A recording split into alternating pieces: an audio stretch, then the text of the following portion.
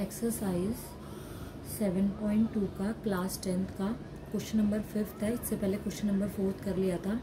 Question है find the ratio in which the line segment joining this point is divided by x axis and find also the coordinates. मतलब आपको एक line given है जिसके दो coordinates आपको given है। फर्स्ट कोऑर्डिनेट है 1, -5 और सेकंड कोऑर्डिनेट है -4, 5। अब आपको ये गिवन है कि ये जो लाइन सेगमेंट है वो किससे डिवाइड हो रही है, एक्स एक्सिस से। तो देखो अगर क्वेश्चन में एक्स एक्सिस कोऑर्डिनेट बोला है तो पॉइंट लेंगे हम x, 0। अगर क्वेश्चन में y एक्सिस बोला है तो हम पॉइंट लेंगे 0, y। ये आपने चीज ध्यान रखनी है। x एक्सिस है इसलिए हमने x, 0 लिया। अब हमें क्या बोला है, रेशो निकालो। तो अभी लास्ट क्वेश्चन में हमने किया था कि जब हमें रेशो ना गिवन हो तो उस रेशो को हम क्या वैल्यू पुट कर लेते हैं, k/1। तो k/1 हमारा हो गया m1 m2। अब ये जो ये हमारा होगा x1 y1, ये होगा x2 y2 और ये पॉइंट हो गया xy। तो यहाँ हमारे पास y की वैल्यू तो है नहीं, तो x की वैल्यू तो है नहीं, तो हम यहाँ पे हम क्या करेंगे, y की वैल्यू लेंगे क्योंकि x की वैल्यू हमारे पास नहीं है सॉल्व करने के लिए और y की वैल्यू है 0। तो y का फॉर्मूला लगा लेते हैं m1 y2 y1 m2 upon में m1 plus m2। Value put कर लेते हैं। y की वैल्यू हमारी कितनी थी, 0। अब हमने यहाँ x का फॉर्मूला क्यों नहीं लगाया, क्योंकि x की वैल्यू नहीं थी हमारे पास, इस वजह से। तो y की वैल्यू हमारे पास क्या है, 0। m1 की वैल्यू क्या है, k। y2 की वैल्यू कितनी है, 5 प्लस y1 की वैल्यू कितनी थी, -5 और m2 की वैल्यू 1 अपॉन में m1 प्लस m2 तो k प्लस 1। अब k प्लस 1 ये डिवाइड है, वहां जाके मल्टीप्लाई हो जाएगा 0 से। k को 5 से करेंगे 5k, 5 को 1 से 5 और प्लस माइनस 0 को k प्लस 1 कैसे गिरेंगे, 0 आ जाएगा। 5k -5, 5 माइनस इधर आके प्लस हो जाएगा और 5 मल्टीप्लाई इधर आके डिवाइड, तो कट हो गया। तो k की वैल्यू कितनी आ गई, 1। तो k की वैल्यू 1 हो गई क्योंकि हमने रेशो को k/1 माना था। तो k की जगह पे 1 पुट करेंगे तो हमारी रेशो का आंसर आ गया 1:1। बट क्वेश्चन में रेशो के साथ साथ हमें क्या बोला था, कोऑर्डिनेट्स निकालो। कोऑर्डिनेट्स मतलब ये दोनों। तो इसकी वैल्यू तो हमारे पास है 0 की, तो हमें वैल्यू किसकी निकालनी है, x की। तो x का फॉर्मूला होता है m1 x2 plus x1 m2 upon में m1 प्लस m2। अब x की वैल्यू हमें निकालनी, तो x जगह x रखेंगे। m1 की वैल्यू कितनी निकली हमारी, 1। x2 की वैल्यू, x2 कितना था, -4 प्लस x1 की वैल्यू कितनी थी, 1 और m2 की वैल्यू भी 1 और नीचे 1 प्लस 1।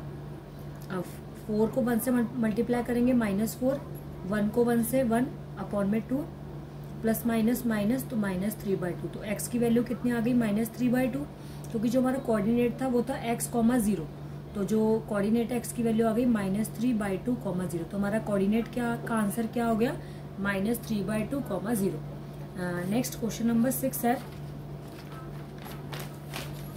क्वेश्चन नंबर 6 है हमारा, if these 4 coordinates are vertices of parallelogram. आपको 4 पॉइंट्स दे रखे हैं जो पैरेललोग्राम के वर्टिसेस हैं, जिसे हमें ऑर्डर में लेना है और x और y की वैल्यू निकालनी है। तो पहले पैरेललोग्राम बना लेते हैं।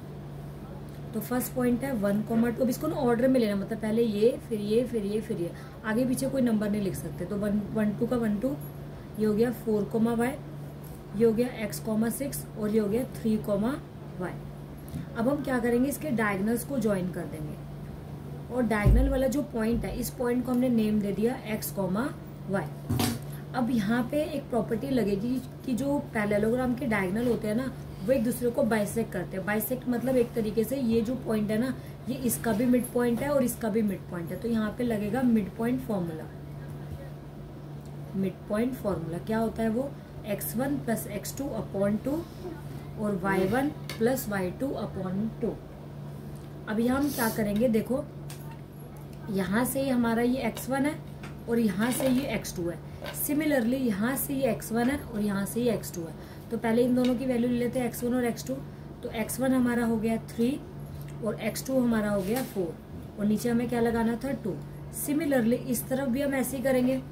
x1 हमारा हो गया 1 और x2 हमारा हो गया x अपॉन में 2। दोनों तरफ हमने x1 x2 का फॉर्मूला लगा लिया। अब 3 + 4 हो गया 7/2, 1 + x का 1 + x अपॉन 2। अब 2 से 2 दोनों तरफ कट, 7 = 1 + x 1 प्लस इधर आके माइनस हो जाएगा, तो x की वैल्यू हमारे पास कितनी आ गई 6। सिमिलरली हम क्या करेंगे, इसमें भी y1 वाले में भी सेम फॉर्मूला लगाएंगे। तो फॉर्मूला क्या हमारा y1 प्लस y2 अपॉन में 2। तो देखो अब इसके अकॉर्डिंग y1 क्या हमारा 5 और y2 क्या है 5 और y, तो 5 प्लस y अपॉन 2।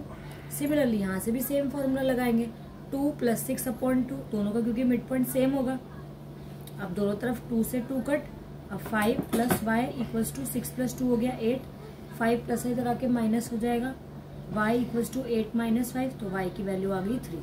तो हमारे पास कोऑर्डिनेट क्या आ गए 6,3 x और y के। तो कोऑर्डिनेट हो गए 6,3। बेसिकली जो x और y है उसकी वैल्यू आ गई, ये जो ये x है और जो ये y, ये वाला कोऑर्डिनेट नहीं निकाला हमने, मेन हमने x और y की वैल्यू निकाली है। तो जो x की वैल्यू आई है वो 6 है और जो y की वैल्यू आई है वो है 3।